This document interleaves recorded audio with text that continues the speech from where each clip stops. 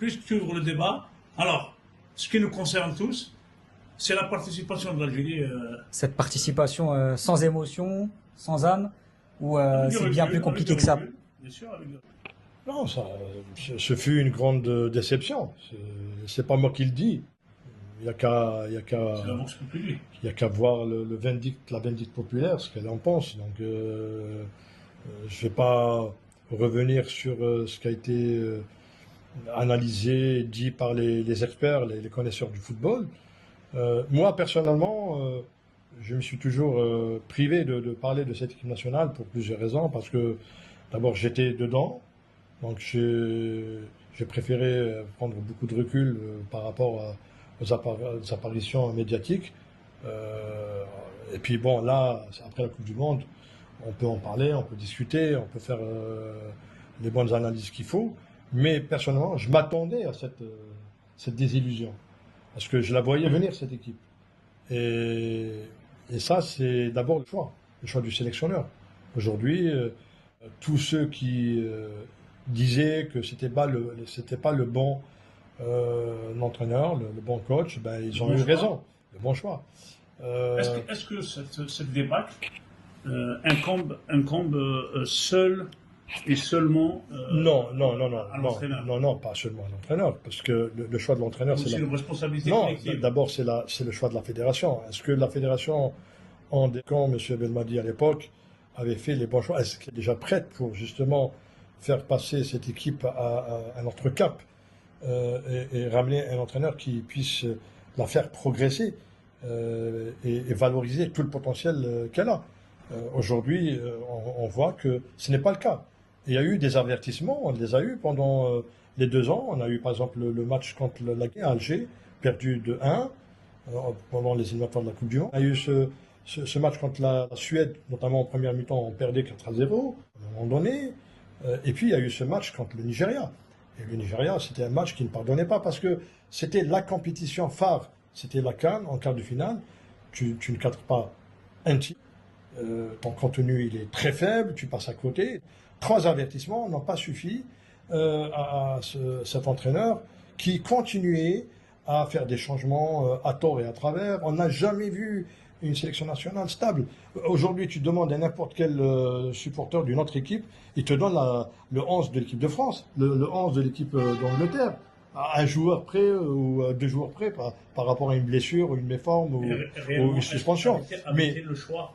Le choix pour choisir un 11. Mais un sélectionneur, et justement, c'est son job, c'est de justement prendre un temps nécessaire pour bien observer, et ensuite aller directement en besogne, c'est-à-dire stabiliser son équipe, installer déjà un gardien de but.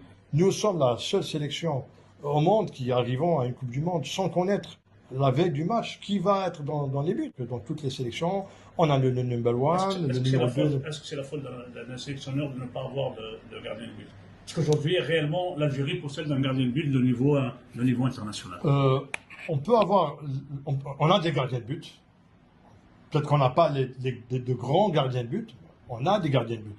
Donc, il fallait déjà fixer au moins un et travailler avec ce gardien de but, c'est-à-dire lui donner suffisamment de temps, lui donner de la confiance, et pourquoi pas le prendre en charge. Et il y a cette possibilité. Si c'est par exemple un gardien du championnat national. Lucas Zidane ne t'a pas convaincu même. Non, je suis pas très fan parce que déjà la démarche avec laquelle il a été intégré, je pense que c'est pas la bonne. Et elle l'a pas vraiment servi. Elle l'a plus desservi que servi. C'est plus une campagne de communication qu'autre chose. Voilà, il y a un peu de ça, il y a un peu de marketing, il y a un peu de marketing, il y a un peu de nom.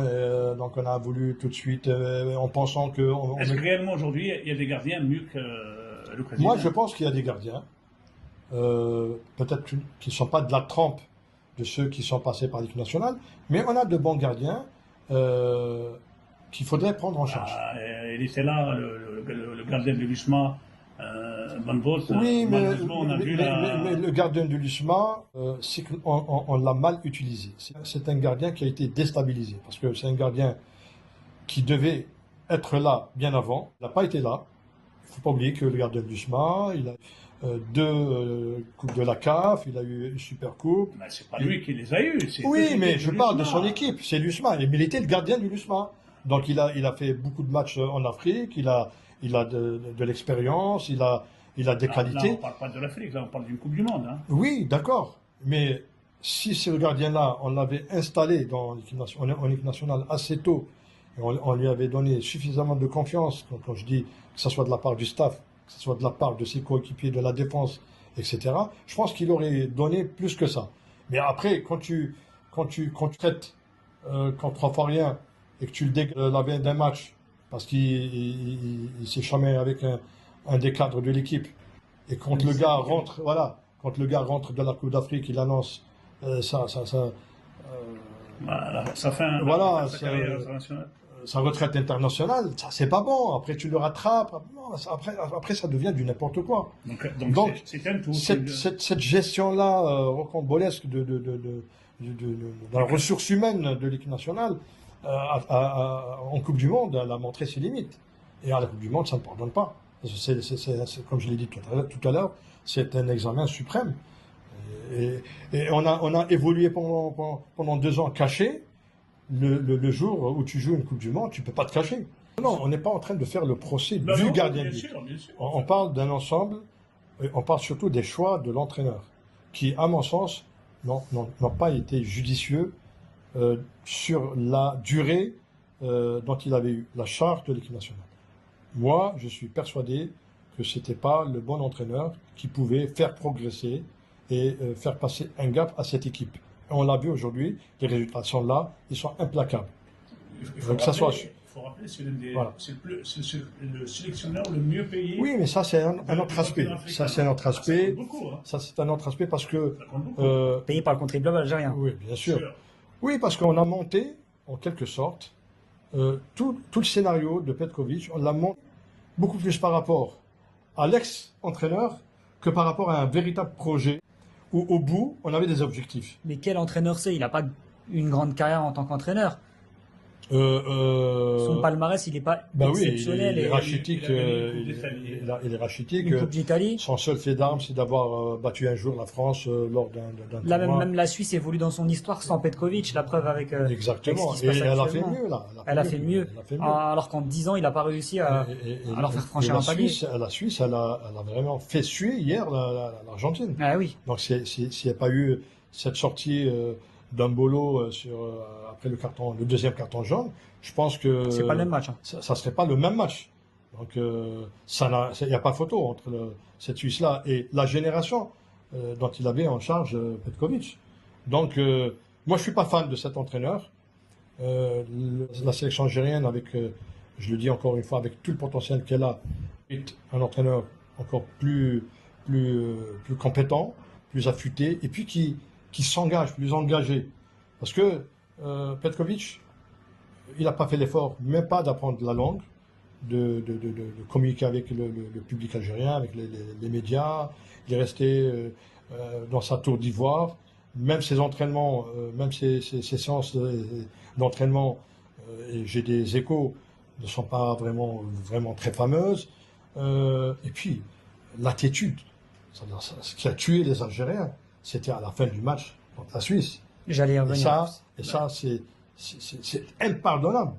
Parce que si c'était quelqu'un qui avait fait l'effort de connaître la mentalité de l'Algérien, il n'aurait jamais fait ce qu'il avait fait après le match contre la Suisse. Mais aujourd'hui, il est encore en poste. Oui, mais bon, il est en poste pour d'autres considérations, parce que là également, on a fait preuve d'incompétence sur le plan managériel, en faisant, et on est les seuls au monde d'ailleurs à le faire, prolonger, reconduire un entraîneur avant l'examen. C'est comme si que tu donnes le diplôme à quelqu'un qui n'a pas passé l'examen, donc ça ne peut pas se faire. D'ailleurs, la preuve, aujourd'hui, on est en demi-finale de la Coupe du Monde. Je pense qu'il y a 13 ou 14 entraîneurs qui ont été déjà débarqués, licenciés, ou il y a eu des séparations à l'amiable. Et c'est tout à fait normal, parce que c'est les objectifs. Hein. T'es en Coupe du Monde, c'est là où tu te testes, et tu testes ton équipe et tes compétences. Et c'est là, c'est après une Coupe du Monde, tu peux faire les évaluations nécessaires. Et d'ailleurs, je me pose la question quand je vois la nomination d'une désignation d'une voilà, une commission. D'abord, elle a été installée au départ pour cautionner le choix, non pas pour dire un mot sur l'entraîneur. Et puis, curieusement, on ne lui demande pas de faire une évaluation avant la reconduction. Moi, j'aurais aimé que cette commission-là soit désignée avant de paraffer la reconduction de l'entraîneur. D'accord? Là, aujourd'hui, on essaie de lui faire porter le chapeau, je sais pour quel dessin, pour faire l'évaluation, alors que ses membres n'ont même pas été aux États-Unis. Je ne sais pas s'ils pourront faire cet exercice-là, mais je pense que l'évaluation a été faite déjà par les 45 millions d'Algériens qui ne veulent plus de cet entraîneur pour plusieurs raisons. Que ce soit sur le plan technique, son parcours, ses performances, mais aussi sur son attitude après le match contre la Suisse. Donc, pour moi, c'est clap de fin et il faut passer à autre chose et ne pas encore perdre de temps parce que les échéances sont toutes proches. On a les éliminatoires de la Coupe d'Afrique en septembre. Il y a un aspect financier et aussi la Coupe d'Afrique en juin, c'est-à-dire en moins d'une année. Il y a quand même un aspect financier. On a vu, oui, bon, là, l'aspect financier, d'après la presse, d'après Shoot Africa, d'après plusieurs choses, comment gérer tout ça. Parce que tout simplement, on s'est mis dans un cas inédit. On fait signer à un entraîneur un contrat, alors que le contrat actuel est toujours en cours, puisqu'il se termine le 31 juillet. Le deuxième contrat, il se met en place à partir du mois d'août. Donc, alors, tu fais signer un contrat à quelqu'un, et tu lui dis, je te débarque, sans donner des raisons techniques, voilà, avant de commencer. Donc, le gars, alors, s'il est gentil, il va te dire, ok, j'ai bien compris le message et tout, allez, on se quitte à l'amiable. Mais si c'est quelqu'un comme Petkovic, qui a déjà eu des aventures et des antécédents avec la Lazio de Rome et les Girondins de Bordeaux, ben, il va te dire, moi, je vais te payer jusqu'au dernier de mes euros, quoi. Donc, voilà. Donc, ça, c'est à la fédération de trouver des solutions. C'est pas au public algérien. Le public algérien a besoin d'être respecté, d'être écouté, parce que c'est lui qui vient supporter les joueurs, c'est lui qui remplit les stades, et c'est lui qui a la fibre de cette équipe nationale. Voilà, et donc il faut l'écouter, surtout qu'aujourd'hui, Petkovic est indésirable, tout simplement.